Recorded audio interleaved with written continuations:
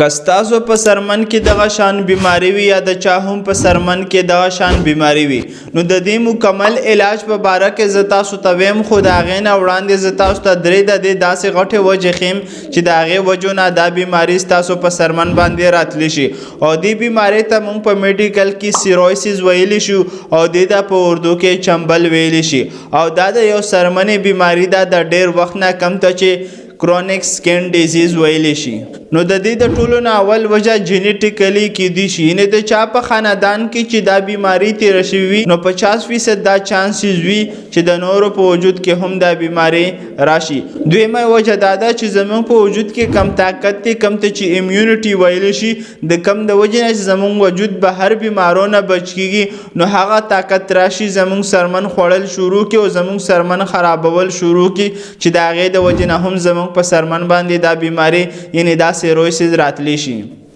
او درېمه وجه دا ده چې په کم ماحول کې موږ ژوند تېروو چېرته موږ رهن سهن کوو او څنګه لایف سټایل زموږ دی د هغې د وجې نه هم زموږ په سرمن باندې دا بیماری راتلی شي او د دې چې کم علاج دی مکمل علاج د دې تر اوسه پورې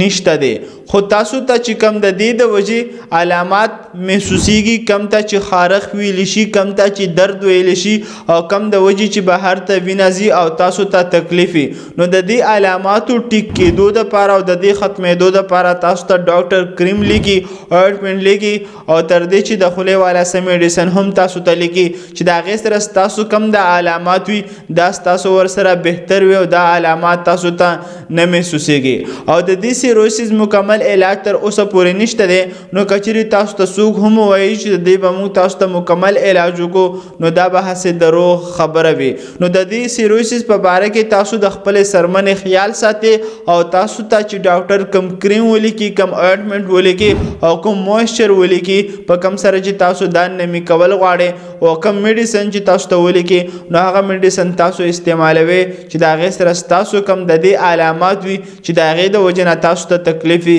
چې هغه تاسو ته نه محسوسیږي